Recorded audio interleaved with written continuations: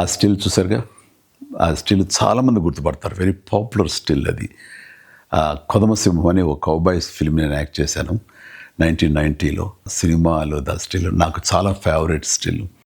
ఆ స్టిల్ నాకు బాగా నచ్చిందని చెప్పి ప్రొడ్యూసర్లు నాకు గిఫ్ట్గా ఇచ్చారు.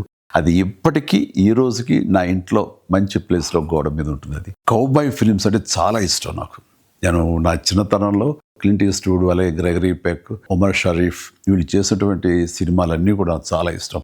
గ్రెగరీ బెన్ ఇది గుడ్ బ్యాడ్ అండ్ అగ్లీ అలాంటి సినిమాలు నేను యాక్టర్ అయిన తర్వాత నాకు వస్తుందని చేస్తానని నాకు ఎప్పుడు నేను ఊహించలేదు. ఎందుకంటే అప్పటికి హీరో కృష్ణ గారు చేసినటువంటి మోసగాడి సినిమా పెద్ద హిట్ అయ్యింది.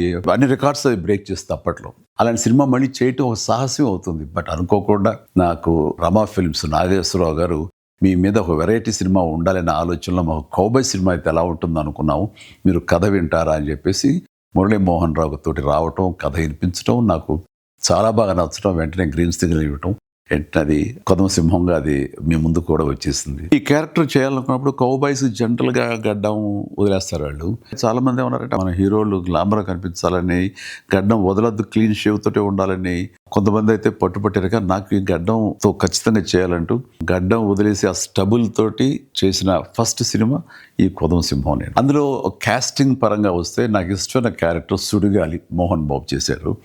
ఆయన చాలా బాగా చేశారు. అంటే ఆ సుడిగాలి క్యారెక్టరు ఒక వినోదంగా ఉంటుంది, చాలా జుగుప్స్గా అనిపిస్తుంటుంది, అండ్ విలనిజం ఉంది, అందులో ఎంటర్టైన్మెంట్ ఉంటుంది.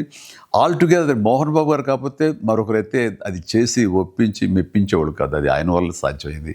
అది నాకు ఆ సినిమాలో చాలా ఇష్టమైన క్యారెక్టర్. నాకు విలన్గా చేశారు ద లెజెండరీ గొప్ప పర్సనాలిటీ ప్రాణ్ గారు, హిందీ యాక్టర్. ఆయన ఆ మహానుభావుడితోటి యాక్ట్ చేసే అదృష్టం నాకు కలిగింది. అలాగే సత్యనారాయణ గారు, కైకా సత్యనారాయణ గారు, ఆయనతో కూడా చేశారు. అలాగే గొల్లపూడి మారుతిరావు గారు, అన్నపూర్ణ గారు, హిందీ స్టార్స్ సోనం కపూర్ అని కూడా, ఆ తర్వాత రాధ గారు, వీళ్ళతోటి ప్రతి సీను, ప్రతి సాంగ్, ప్రతి యాక్షన్, ప్రతి హార్స్ రైడింగ్స్ ఇవన్నీ కూడా ఆ సినిమా అన్ని హైలైట్స్. ఈ సినిమాలో ఉన్న అన్ని songs super duper hit songs. Raj-Koti అంత మంచి సాంగ్స్ ఇచ్చారు. నాకు మరీ ఇష్టమైన అది జప్పం జప్పం కొంగ జప్పం అంటూ ప్రభుదేవ చాలా చక్కటి కోరియోగ్రఫీ అందించాడు. తన స్టైల్ని ఫాలో అయిపోయాను. నేను ఒక సాంగ్ బీజియంలో నేల మీద నుంచి నడుచుకుంటూ గోడ మీద నుంచి రూఫ్ మీదకి అలా వెళ్ళి అలా నడుచుకుంటూ ఈ పక్క గోడ మీదకి వచ్చి అలాగే గ్రౌండ్ మీదకి రావటం అనేది ఒక షాట్లో చేసాం. చాలామంది ఆశ్చర్యపోయారు అది ఎట్లా చేయగలిగారు ఏంటనేది.